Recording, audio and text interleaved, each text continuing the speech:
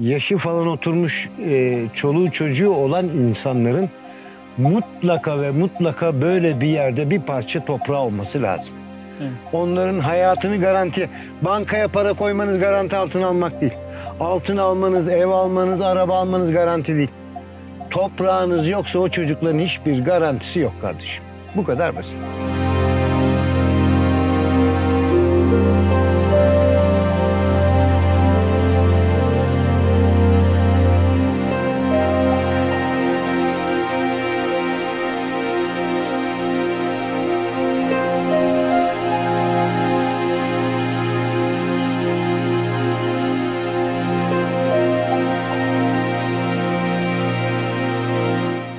Burada bir yer alınca geldim gördüm, hem doğa olarak hem hava şartları olarak bilhassa benim gibi kalp hastalığı sorunu olanlar için havası çok mükemmel.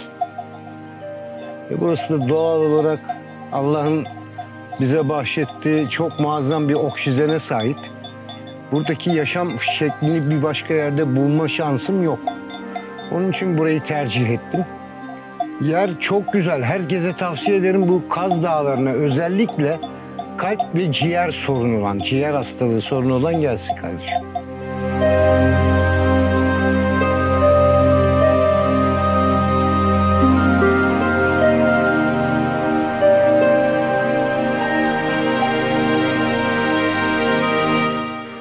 Peki buraya taşındıktan sonra sağlığında iyileşmeler gördüğünü fark edebiliyor musun? Mesela Tabii, hissedebiliyor musun bunu? Şimdi ben İstanbul'da falan yaşasaydım, kalp rahatsızlığı, damar tıkanıklığı var. 7 sefer anjiyo oldum, stent takıldı, baloncuk yapıldı.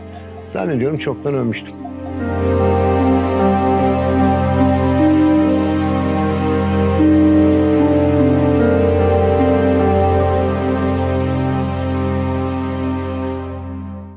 Merhaba dostlar, ben Deniz Sarı, YouTube kanalıma hoş geldiniz. Bugün Çanakkale'nin Yenice ilçesine bağlı Kargacı köyüne geldik. Yaklaşık 6 yıl önce bu köye taşınan ve burada müstakil bir yaşam kuran Haluk Sarıcı ile görüşeceğiz. Kırsalda yaşam nasıl, köy hayatı nasıl, sizin merak ettiğiniz soruları kendisine yönelteceğiz. Hazırsanız yayınımız başlıyor.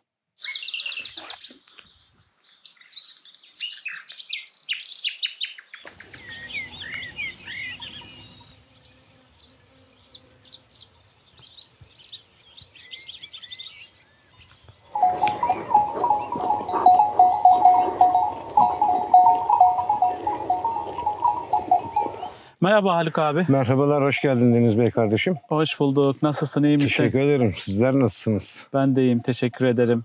Haluk abi, şimdi Kaz Dağları'nda, Agonya Ovası'nda böyle güzel bir müstakil yaşam kurmuşsun. Buraya taşınma hikayene geçmeden önce biraz kendinden bahsederek daha önce nerede yaşadığını anlatabilir misin? Valla şimdi ben esasında İstanbul'da doğup büyüdüm. 50 yaşına kadar İstanbul'daydım. Sonra 10 sene Aydın Didim'de yaşadım. Fakat burada bir yer alınca geldim gördüm, hem doğa olarak hem hava şartları olarak bilhassa benim gibi kalp hastalığı sorunu olanlar için havası çok mükemmel. Son zamanda yaşadığımız korona olayından sonra, Covid olayından sonra çok ani ölümler olmaya başladı bu kalp kriziyle ilgili. Çünkü yeterli oksijen vücut almadığı zaman kalpte sıkıntı yaratıyor. Ve burası da doğal olarak Allah'ın bize bahşettiği çok muazzam bir oksijene sahip. Buradaki yaşam şeklini bir başka yerde bulma şansım yok. Onun için burayı tercih ettim. Biraz da vakit geçirmek için hayvanlarla Biraz hareket edeyim diye. Tabii o şart, kalp hastası için bir hareket şart. İşte onlarla burada vakit geçirip oyalanıyorum. Yer çok güzel. Herkese tavsiye ederim bu Kaz Dağları'na, özellikle kalp ve ciğer sorunu olan, ciğer hastalığı sorunu olan gelsin kardeşim. Evet.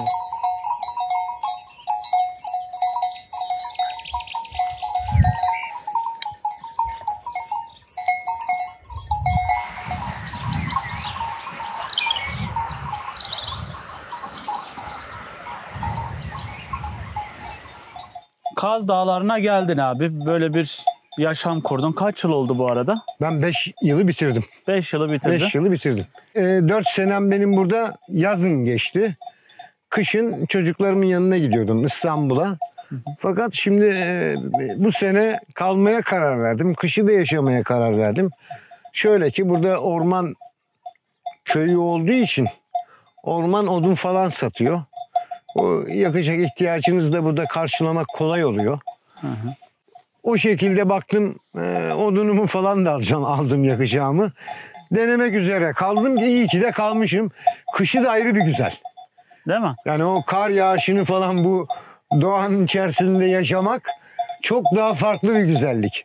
Çünkü artık büyük şehirlerde betonarme olduğu için her yer o karın zevkini alamıyorsunuz. Buradan İstanbul'a gidince ne hissediyorsun? Vallahi Yani- bir an evvel kaçmayı düşünüyorum. Bir an önce buraya gelmek Tekrar istiyorsun. geri gelmeyi düşünüyorum. Evet. Yani Peki. torunlarım olmasa İstanbul'a da gitmeyeceğim. Değil mi? Onların özlemini fazla kaldıramıyorum. Ara sıra gidip geliyorum. Ama gittiğimde de çok fazla durmak istemiyorum. Haluk abi burada kaç dönümlük arazidesin? Ne kadar yerin var yani? Şimdi benim kendime ait 1200 metrekare. Bir de yeğenimin aşağıda 900 metrekaresi var. Yaklaşık 2100 metrekare. 2100 metrekare alanım var. Kaç tane koyunun var? 10. 10 tane. 10 tane, 7 tane yavruladılar. Daha 3 tanesi de yavrulayacak. 7 tanenin 2 tanesini acebelikten öldürdük.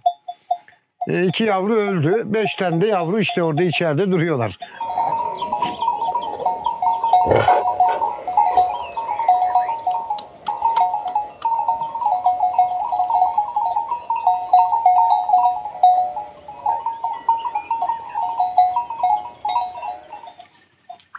Gel çık çık çık. Hadi çık. Hadi. Yürü. Yürü hadi. Hadi. Siz o tarafa. Evet. Buraya ilk taşındığın yıllarda şey söylemiştin. Dedin ki ya tavukçuluk da yaptım aslında. Tabii yani Ama sana sağlık nedenlerinden dolayı bırakmak zorunda bırakmak kaldın. zorunda kaldım. İşte bu kalp. Biraz o süreci Ya. anlatabilir misin? Neden tavukçuluktan koyuna geçtin? Tekrar tavukçuluk yapmak ister miydin? Tabii o çok önemli. Çünkü alan burada müsait. Hı hı. Yani koyun için daha büyük bir araziniz olması lazım. Meranız olması lazım ki otlasınlar. Ben şimdi bu iki yandaki yeri, görünen yerleri kiralıyorum. Bana ait değil. Ama tavuk için öyle değil. Tavuk için bir dönüm de yeriniz olsa yeterli olur. O hayvan orada gezinse her dakika yem bulur kendine. Hı hı. Ama koyun öyle değil. Koyun biraz daha büyük alan istiyor. Bir de köyümüzün maşallah doğal bir takım meyveleri var. Ayvamız var, incirimiz var, cevizimiz var, eriklerimiz var. Hele şu kara mülk dedikleri bizim şey var, böğütlen. Bu güvem de diyorlar değil mi? Güvem, Bu, buradakiler. yaban mersini. Yaban Yaban mers. mersini güvem. Evet. Karamuk dedikleri de böğürtlen. Burada, Çok muazzam. Boydan boy her taraf. burada tarlaların etrafı şöyle gördüğünüz üzere Çalılarla arkadaşlar. kaplı. Çalılarla kaplı. Bunlar güven, yaban mersini, Aynen. böğürtlen dedikleri çalılardan, çalı bitkilerinden, meyvelerinden oluşuyor. Aynen, aynen. Neler yetişiyor, neler yetişmiyor mesela bu bölgede? Vallahi bilmiyorum. Onu da bir meyve ağacı olarak dikmedim ama mesela ayvamız var, eriğimiz var, incirimiz var, efendime söyleyeyim ceviz var. Yani genelde bütün meyveler yetişiyor. Sadece zannedersem turunçgiller ve zeytin ağacı olmuyor burada. Tabii biraz sıcak iklime yönelik o turunçgiller burada biraz zor. Hı hı. Zeytin de biraz toprağa tuzlu olması lazım. Deniz kenarına, deniz seviyesine yakın olması lazım. Ama diğer bitkiler ve meyveler yetişiyor. Hele Peki. Akçakoyun'da bir kiraz var. Mesela orada festivalini de yapıyorlar. Bu topraklarda çok güzel kiraz yetişiyor mesela. Yani hani biz Tekirdağ'da falan filan diye biliyoruz kirazı veya işte ne bileyim Bursa'da şeftali diye biliniyor ama bu topraklarda her şey yetişiyor. Verimli bir toprağı var. Haluk abi şimdi biliyorsun özellikle pandemiden sonra işte Türkiye'deki ekonomik şartlardan dolayı şehirler artık çekilmez hale geldi. Hem ekonomik anlamda hem sağlık açısından. Yani kırsala böyle taşınmak isteyen gençlere ya gelin burada bu iş çok rahat yapılabilir, bununla geçim sağlarsınız dediğiniz işler var mı? İş kolları. İşte burada yapacakları iş kolları hayvancılık ve tarımın dışında bir şey yapma şansları yok. Evet. Çünkü nüfus çok az. Yani sadece toprak çok ama nüfus olarak kendilerine yönelik bir imalatları varsa onu burada rahatlıkla yapabilir. Onda bir Belki sorun de yok. markalaşırlar. Tabii canım yani Evet. onda bir sorun yok. Hani İstanbul yakınımızda. Aynen tabii. Ama diğer şekilde hayvancılıkla ve tarımla ve bilhassa değişen dünyadaki değişen bir takım şeyler insanları buraya yöneltiyor. Şöyle ki dünya kurulduğundan beri insanoğlu 5 kere yok oluş yaşamış. 5 kere. 6.'sında yaşayacağız ama savaşlar falan değil. Kimyasal insanları etkileyerek yavaş yavaş ortadan kaldıracaklar. Belli bir nüfusa düşürecekler insan sayısını. Bu Bunu şey da, yani bu korona gibi hastalıklardan mı tabii diyorsun? bunu da işte bir takım kimyasal hastalıklarla yapacaklar. Ve ileriki zamanlarda öyle tahmin ediyorum ki mesela atıyorum İstanbul, İzmir, Ankara gibi büyük şehirlerde yaşayanlar, yaşı 50'nin üzerinde olanlar bu toprakları oralarda da hatırlıyorlar. Vardı. Ama şimdi bir karış toprak yok. Nüfus artıyor ama o nüfusun ihtiyacını karşılayacak bir toprak yok orada. Genellikle bu Çanakkale tarafı kaldı. Bu tür ne oğlum? Ne gel. Bu tür yapılanmalar için yani doğal bir yaşamda kendinizce bir şeyler elde edebilmek için bir tek Çanakkale tarafı var. Bu Kaz Dağları. Evet, evet. Onun dışında bir yerde toprak edinmek çok zor. Aslında diyelim ki olası bir korona gibi nasıl bizi evimize hapsetti. Kapattı herkesi evin içine. Bunlara karşı aslında insanların bu tarz yönelimleri çoğaldı. Mesela müstakil yaşama geçme, işte küçük bir yerden bir toprak alma, bahçe yapma. Şimdi en önemlisi insanoğlunun yaşamını etkileyen 3 şey var. Birincisi üreme, bir nesil sahibi olma. İkincisi barınma, üçüncüsü beslenme. Biz beslenmeyi birkaç sene içerisinde beslenmeye ulaşma şartlarımız çok zorlaşacak. Paramız olsa dahi biz beslenebilmemiz için yeterli şeyleri, ihtiyaçlarımızı karşılayamayacak duruma getirileceğiz. Yani paran Anlatabiliyor olsa muyum? da diyorsun Alamayacaksın. markette bulamayacaksın. Mesela o Covid zamanında bazı doğru düzgün bilim insanları bu aşıların zararlı olduğunu söylüyordu. Çoğumuz dikkate almadık. Ve neticesinde şimdi o aşıların zararlarının ortaya çıktığı görülüyor. Şimdi ise bu besin maddelerine birkaç sene içerisinde kısıtlama getirileceği söylüyor. Hatta yapay et bile yapmaya başladılar. Yani şu hayvanları yakında biz dışarıda kasaplarda falan marketlerde bulamayacağız. Yapay et bize dayatacaklar, onları yiyeceğiz. Onlar da insan sağlığı için, yaşamının devam etmesi için ne kadar doğru olur onu bilemem. Ama böyle bir yeriniz olduğu zaman hiç olmazsa 2 tane 3 tane beslediğinizde kendi ihtiyaçlarınızı görürsünüz. Ektiğiniz biçtiklerinizle kendi ihtiyaçlarınızı görürsünüz. Kimseye muhtaç olmadan. Doğru. Yani insanların geleceğini devam ettirebilmesi için hiç değilse 300-500 bin bir dönüme yakın bir arazi sahibi olup orada bir şeyler üretmeye başlamaları gerekiyor ki Amerika'da mesela ilkokullarda bile doğal yaşamı öğretmeye başladılar. Şimdi Haluk abi biliyorsun Türkiye'de aslında Türkiye bir tarım ve hayvancılık ülkesi. Yani tarımın istenilen düzeyde olmadığını görüyoruz. Hayvancılık yapan gençlerin artık hayvancılık yapmayı bıraktığını, hatta şu anda mevcut üreticilerin de önünü göremediklerini söylüyorlar. Senin bu yönde tavsiyelerin neler olur? Mesela kırsalda hayvancılığın, tarımın tekrardan istenilen seviyeye gelebilmesi için, şehirden göç alabilmesi için neler yapılmalı? Vallahi cesaretlerini toplayacaklar. Yapacakları tek şey o. Cesaret. Az bir şeyde bir birikimleri varsa, çok fazla bir yer almaları şart değil. Az bir şeyde bir birikimleri varsa küçük de bir arazi alıp bu tür yerlerde bir an evvel bir yapılanmaya başlamaları lazım. Çünkü gidişat iyi değil. İnsanlığın gidişatı iyi değil. Evet. Yani şehre gidiyorsunuz, bazı şeyler sizi cezbediyor. Gençleri bilhassa, hani köy yerinde adam tabii çocukluğundan beri köyde büyüdüğü için şehre gittiğinde çok cazip geliyor. Fakat o caziplik belli bir süre sonra aç kalmaya başladığında hiçbir işe yaramayacak.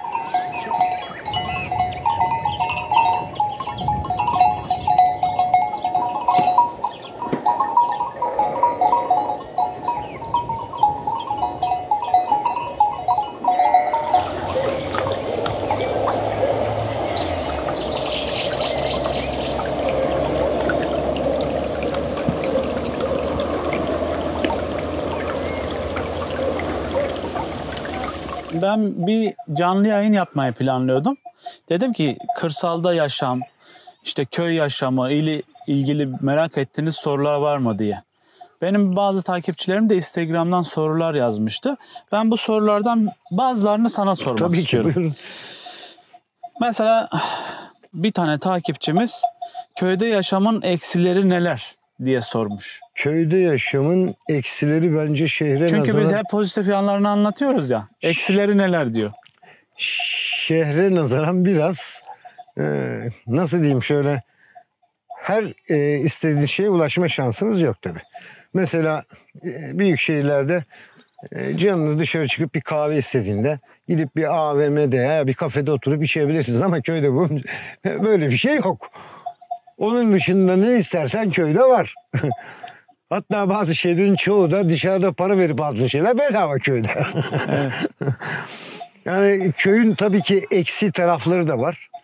Mesela yerleşeceğiniz yerlerde en önemli şey bence ihtiyaçlarınız ve sağlık durumunuzla ilgili konulara yakın olabilmeniz. İhtiyaç dediğiniz nedir? İşte çarşıya, pazara yakın olması. O bir türlü hastaneye yakın olması. Onun dışında herhangi bir zorluğu, güçlüğü, yanlış tarafı yok. İnsanı daha da mutlu ediyor. Evet. Şu toprağa basmak çok güzel bir şey.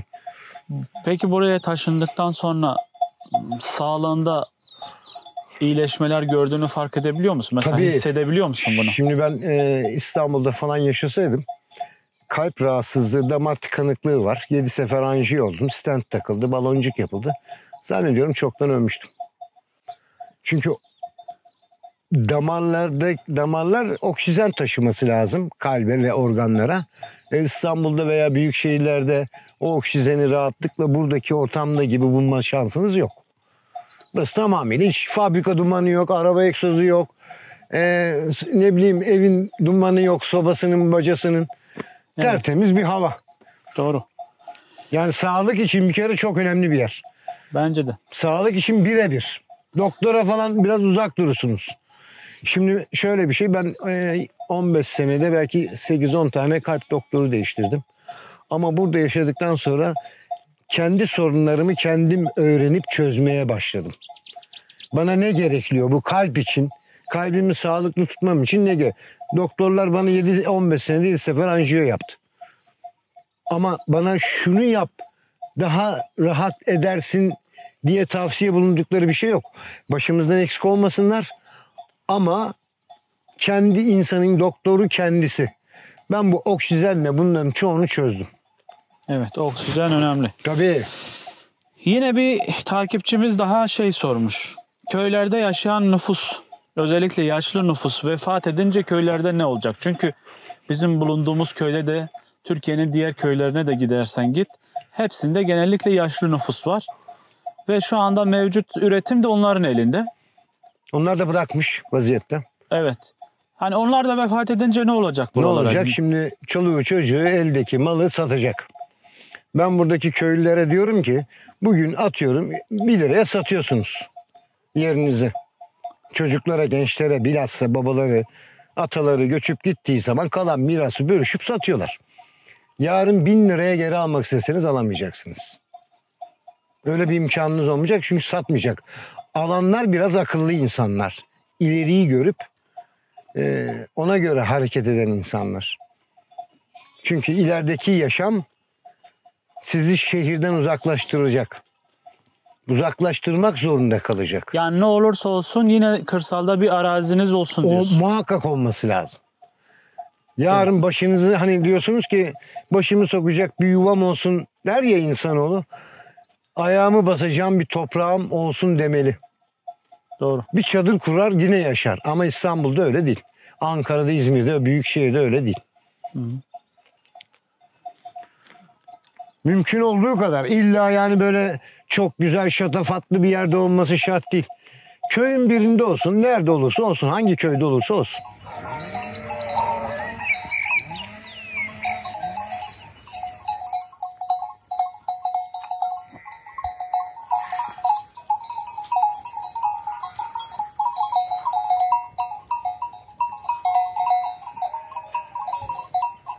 Peki yerleşme kararı alırken buraya çok zorlandınız mı? Aileniz ne dedi, çocuklar bu şimdi konuda? Çocuklarımın bana biraz bu yönde sitemi oldu. Rahatsızlığımdan dolayı, kalbimden dolayı. Ama ben bu artık kalple biraz çok tecrübeli olduğum için o bana sıkıntı vermeye başladığında beni daha götürmeden ben onu götürüyorum. O işi hallediyoruz. Hissediyorsun yani. Tabii sağlıklı insan için bir sorun yok. Hı hı. Yani alıştım artık onun verdiği sinyalleri. Daha önceden hissetmeye başladığımda hemen gidiyorum doktora. Mesela şu anki bilginle hani burada yaşadın, Aydın'da yaşadın. Şöyle bir şey sorsam. Bu kadar yerleri gördün, tanıdın. Hani bugün yeniden şehirden, İstanbul'dan taşınmış olsan nereleri tercih ederdin? Sence nereleri daha Vallahi mantıklı? şimdi Bodrum'da yaşadım. Evet. Didim'de yaşadım. Onun yanı Kuşadası gittim geldim. Fakat buradaki yaşamı ben hiçbir yere değişmem. Bu yaşla da ilgili tabii. Şimdi siz 20-25 yaşlarında, 30 yaşlarında bir insanı getirip buraya koyarsanız o insan burada yaşamayı pek isteyeceğini tahmin etmiyorum. Ama artık yaşı falan oturmuş çoluğu çocuğu olan insanların mutlaka ve mutlaka böyle bir yerde bir parça toprağı olması lazım. Evet. Onların hayatını garanti, bankaya para koymanız garanti altına almak değil. Altın almanız, ev almanız, araba almanız garanti değil. Toprağınız yoksa o çocukların hiçbir garantisi yok kardeşim. Bu kadar basit. Örneğin bu yapay zekalar artık fabrikalarda çalışmaya başlayacak. İnsan gücüne pek ihtiyaç kalmayacak. İşsiz kalacak insanlar. Herkes trilyoner değil. Aldığı maaşla geçinmeye çalışıyor. Peki işsiz kalınca ne yapacak? İşte o yüzden bir karış toprağı aldığı zaman hiç olmazsa çoluğun çocuğun ihtiyacını karşılayacak bir ürün elde eder, karnını doyurur. Şimdi bir takipçimiz de şöyle sormuş, Yasemin Kaplan. Kırsalda yaşamaya adım atacak biri olarak hemen yerleşmek mi yoksa yaşanacak bölgeyi tanımak mı önemli? Şimdi ilk önce bir bölgeyi tanımaları lazım. Evet. İnsanları tanımaları lazım. Orada biraz gidip orayı bir araştırmaları lazım. Bir de şunu 4-5 senedir burada yaşıyorum. Geçen sene yerim çok güzel. Manzarası çok güzel. Doğası çok güzel. Ama geçen sene biz bir felaket yaşadık. Çayımız taştı. Bizim ta bu dibimize kadar geldi. Şimdi insanlar heves ediyor. Böyle çay dere kenarında yer alayım falan diye de biraz ondan uzak dursunlar. Çünkü yarın o bir sel felaketinde onlar taşıyor. Taştığı zaman da biraz sıkıntıya sokar insanları. Onun dışında araştırılacak hiçbir şey yok kardeşim. Ekonomik durumlarına, şartlarına göre bir arazi araştırsınlar. Araştıracakları şey bu. Ekonomik durumlarına göre bir yere yerleşmek. Arazi şöyle olsun, böyle olsun dediğin bir şey var mı mesela? Tabii düz bir yerde olması daha mantıklı. Bir de illa köyün içerisinde değil, köyün dışında da olabilir ama çok da fazla olmasın. Evet. 300-500 metre dışarısında olduğu da yeterli olur. Evet. Yani böyle yaban bir ortamda yaşamak insanı belki ilk başta düşünürken acayip gelebilir de şehrin göbeğinde yaşayıp korunaklı bir sitede yaşamaktan bu yaban ortamında yaşamak daha elverişli, daha güvenli. Kırsalda yaşarken internet, telefon, elektrik, su Ulaşabiliyorsunuz. konularında Onlarda bir sorun olmuyor. internet Mesela Yo, burada tabii. Mesela telefonda da uğraşabilirsiniz. aslında şöyle bir şey. Mesela hani gençler de kırsaldan ne yaparım diyorlar ya abi. Artık internet çağındayız değil mi? Hani ürettiğimiz bir ürünü internetten satabiliyor muyuz? Masa başında satabilirsin tabii canım yani. Satabiliyoruz. Mesela biz buraya geldik. Bir hayvancılık ya da bir tarımda elde ettiğimiz bir ürün var. Bunu internet üzerinden e-ticaret yoluyla çok tabii rahat bir şekilde. satabilirsin. Tabii. Yani Hangi ne üretiyorsa. illa burada alıcını bulman gerekmiyor. İstanbul'da tabii. temiz gıdaya ulaşmak isteyen milyonlarca insan var. Ya benim kızım mesela şimdi yeni doğum yaptı. O çocuğu organik şeylerle beslemeye çaba gösteriyor ama internet üzerinden alışveriş yapıyor. Yumurtası geliyor, işte eti, sütü, peyniri geliyor. Hep doğal şeyler alayım diye internet e-ticaretle bu işi yapıyor. Doğru. İlla yani sizin müşteriyi ayağınıza getirmenize veya sizin gitmenize lüzum yok. Tabii. Teknoloji sayesinde her şey halloluyor şimdi. Mesela ülkemizde gıda enflasyonu var demiş Selma Hanım. Kırsaldaki halk bu pahalılıktan nasıl etkileniyor? Halk şöyle etkilenmiyor, biraz etkileniyor. Yani çok mecbur. Şehirdekine göre çok az. Çok az. Evet. Mesela yazın zaten Mayıs'ta başlıyor ekmeye diyelim. Aralığa kadar bütün ihtiyaçlarını ektiği ürünlerle karşılıyor. Bir kısmı konserve olarak kışa da hazırlanıyor. Yani çok nadir dışarıda etini sütünü zaten yetiştiriyorsa yumurtası tavuğu var. Efendime söyleyeyim onları zaten kendi karşılıyor. Yani çok yetiştiremediği şeyler, elde edemediği şeyler için çarşıya pazara gidiyor. Yoksa köylü pek dışarıda alışveriş yaptığı yok. Genelde... Tembel olanlar haricinde. Evet. Bir şeyle uğraşmak istemeyenler haricinde. Onlar bile diyorsun tembelliğe rağmen burada daha geçinmek daha kolay. Tabii kolay. Şehre nazaran çok kolay. Evet. Başta kiran yok. Ya şimdi su faturası çok cüzi geliyordu. Düz geziyor. Şimdi elektrikle artık Allah'ın vergisi güneşten. Evet. Yani, güneş paneli yaparsan o da güneşten olur. Tabii. Mesela burası domatesin ana yurdu. Çanakkale dedim mi domatesiyle meşhur. Evet. Yani Bursa şeftalisiyle, Tekirdağ kirazıyla meşhur. Burası da domatesiyle meşhur. Ben bu sene mesela geçtiğimiz yaz domatese mesela bibere patlıcana para vermedim. Çünkü kendim ekmiştim. Aldım o ürünümü, fasulyem, börülcem, kabağım, karpuzum, kavunum bunları ektim. Bunları dışarıdan almaya kalksam tabii insan bütçesine, hele şimdi şu andaki ekonomik duruma, enflasyona falan bakarsan biraz zor. 50-60 lira domatesin kilosu. Yani tek kişi için belki bir şey sorun etmez ama 4-5 kişilik aile için bir sorun.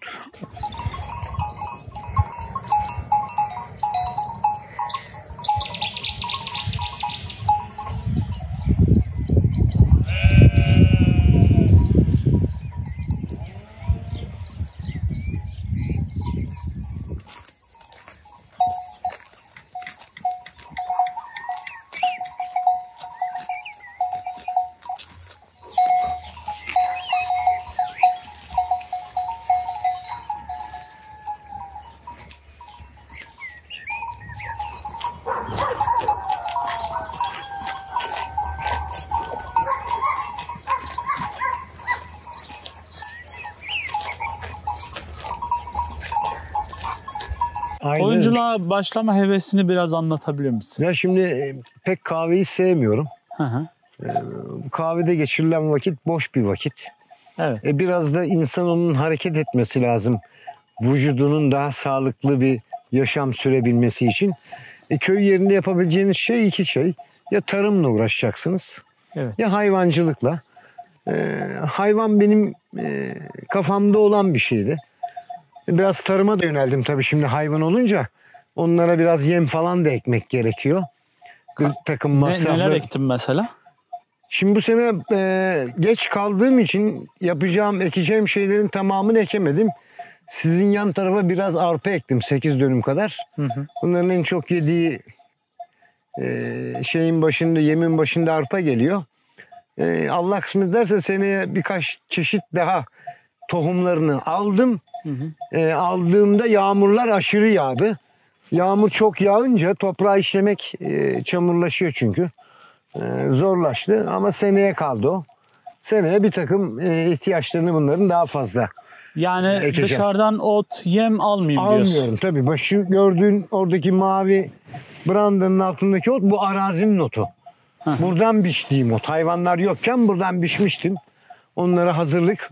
O 2 taneydi öyle. Bir tanesini yedi bitirdiler. Şu ana kadar mesela hani dışarıdan aldığın bir şey oldu mu hayvanların için? Tabii işte dedim ya arpa falan vermek gerekiyor. Mısır arpa. Ama bu önümüzdeki seneden itibaren. Ekeceğim. Bir de yanında komşum var Serkan Bey kardeşim. O da bir şeyler ekiyor. Ondan da alacağım. Biraz tabii dışarıdan almaya nazaran daha ucuza geliyor. Çoğaltmayı düşünüyor musun? Vallahi çoğaltmayı düşünüyorum da arazi yetersiz kalacak. Araziyi biraz genişletebilirsem. Evet. Çünkü bu insan ondan bir şey istemeyen bir şey. Peki ben mesela şehirden taşınınca bir ara benim de mantığıma şey yatmıştı, bu tavukçuluk meselesi. Sen de yapmışsın daha Evet. önce. Sence mantıklı mı yani tavukçuluk yapmak? Biraz daha rahat geliyor bana. Şimdi rahat ya hayvanla uğraşmak insana esasında büyükbaş biraz sıkıntılı zor da ama böyle tavuklu koyundu bunlar pek insana zorluk çıkaran şeyler değil. Bunların önüne yemini sadece koyun, suyunu verin. Olay bitti. Sizin yapabileceğiniz bunlara bu mu? Bir de şöyle bir alanın varsa İşte kapatabiliyorsan etrafını. İlla şey değil yani kendi arazileri olması şart değil kiralayabilirler. Hı hı. Kiralayarak da bu işi yapabilirler. Orada kiralama nasıl? Mesela hadi diyelim ki zaten alım gücü olan illaki gelir alır. Tabii bir yer almaları şart. Hı hı.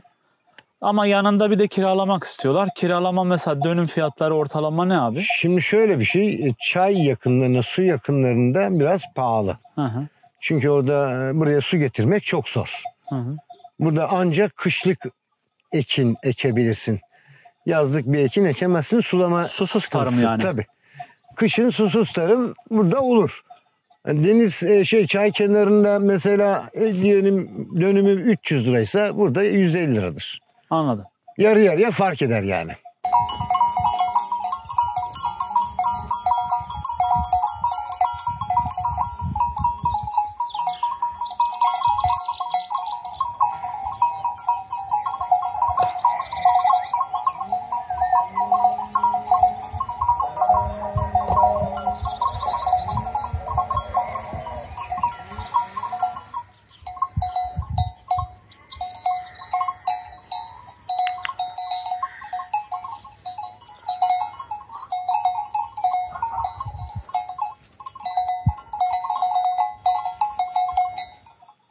Dört kişilik bir aileyi düşünelim.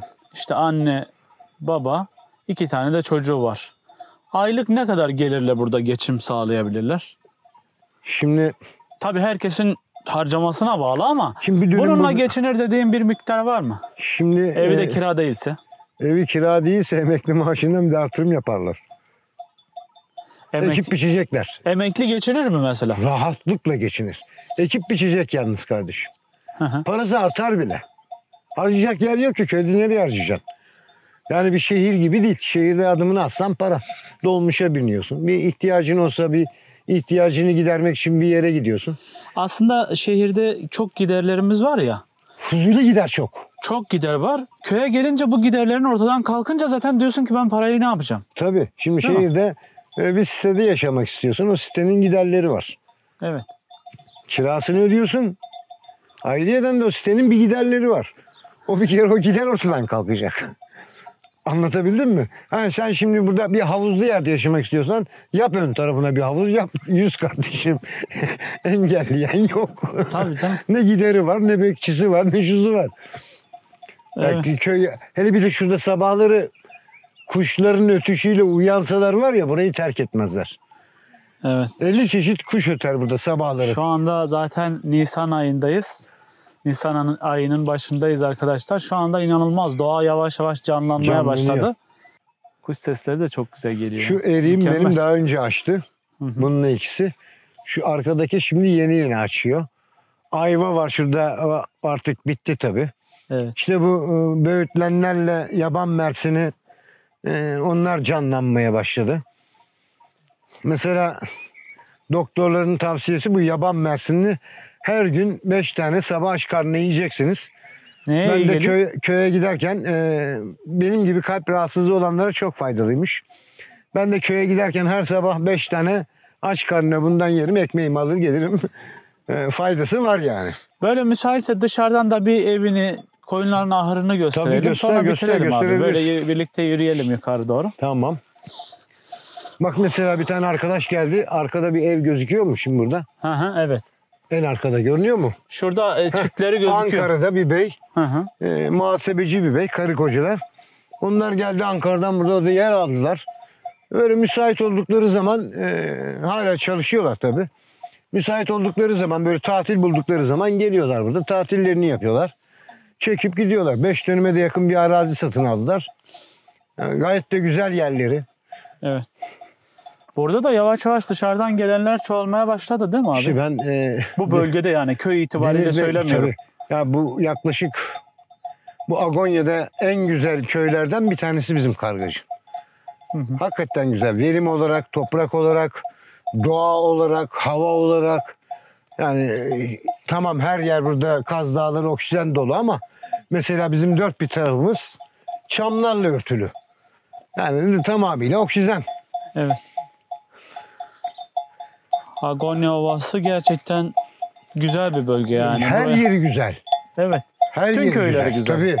Her yeri güzel ama işte tabii belki ben burada yaşadığım için bana burası biraz daha cazip geliyor. Köyün alt tarafından da büyük bir koca çay geçiyor Çay değil mi? geçiyor tabii. Su kaynakları bakımından da aslında zengin bir bölge bu Agonya, Kaz Tabii. Dağları bölgesi. Tabii suyu meşhur buranın. Çok güzel suları var. Evet. Mesela bu Hanlar diye bir yer var Edremit'e giderken. Evet evet. Sen biliyor musun orayı bilmiyorum. Tabii Oranın oradan su- geçiyoruz zaten. Oranın suyu çok meşhur. Bizim bu köyden oraya gidip su alıp getiren var. Adım başı zaten çeşme var. Çeşme var tabii. O Edremit yolunda. Edremit'e yakın.